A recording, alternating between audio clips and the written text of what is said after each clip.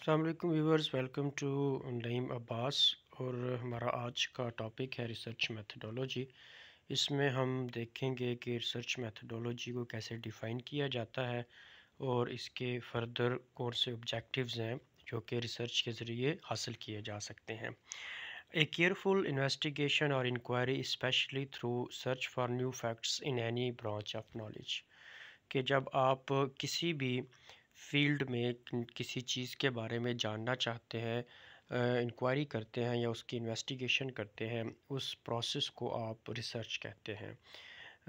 ایک systematised effort ہوتی ہے اس سارے علم کو حاصل کرنے کی یا اس انکوائری کو انویسٹیگیٹ کرنے کے لیے جو کہ آپ نے سوچا ہوتا ہے یا جو چیز آپ کی آبزرویشن میں آتی ہے۔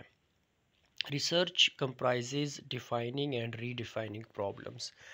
اس میں یہ ہوتا ہے کہ آپ بعض اوقات کسی ایسی چیز کو ایکسپلور کرتے ہیں جو کہ پہلے کبھی نہیں کی ہوتی۔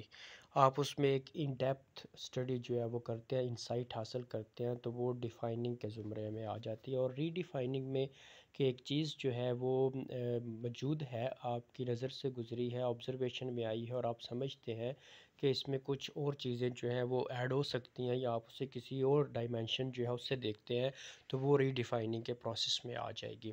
اب کیونکہ یہ ایک سسٹمیٹائزڈ جو ہے وہ ایفرٹ ہوتی ہے، تو اس میں کچھ سٹیپس جو ہیں، امپیریکل جو سٹیپس ہیں جو کسی بھی امپیریکل اسٹڈی میں کیے جا سکتے ہیں، ان کو ذہن میں رکھا جاتا ہے۔ مثلا فارمولیٹنگ ہائپوتھسز اور suggested solutions, collecting, organising and evaluating data, اور پھر making deductions and reaching conclusions. یہ ایک کسی بھی سائنٹیفک اسٹڈی کے پروسیس ہیں کہ پہلے آبزرویشن ہوتی ہے، پھر ہائپوتھسز بنایا جاتا ہے، پھر اس کے لیے آپ ڈیٹا کلیکٹ کرتے ہیں، ڈیٹا کلیکٹ کرنے کے بعد اس کو انالیسس کیا جاتا ہے اور پھر آپ ایک ریزلٹ جو ہے اس کے اوپر پہنچتے ہیں۔ تو کسی بھی سائنٹیفک اسٹڈی جو ہے اس کو کنڈکٹ کرنے کا یہی پروسیس ہے، ریسرچ کو کنڈکٹ کرنے کا بھی یہی پروسیس ہوتا ہے۔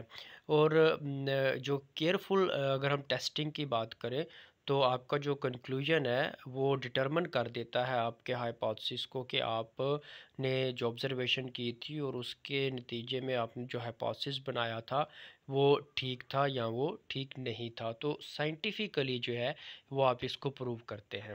ریسرچ جو ہے وہ سسٹمیٹک پروسیس ہے۔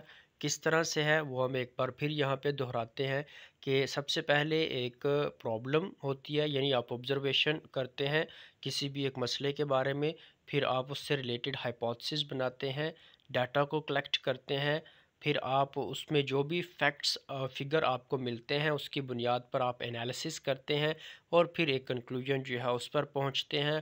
اور جو بھی کنکلوژن ہوتا ہے جس فارم میں بھی، اس میں آپ کلیئر کر دیتے ہو کہ آپ کا جو ہائپوتھسس تھا وہ صحیح ہے یا وہ صحیح نہیں ہے۔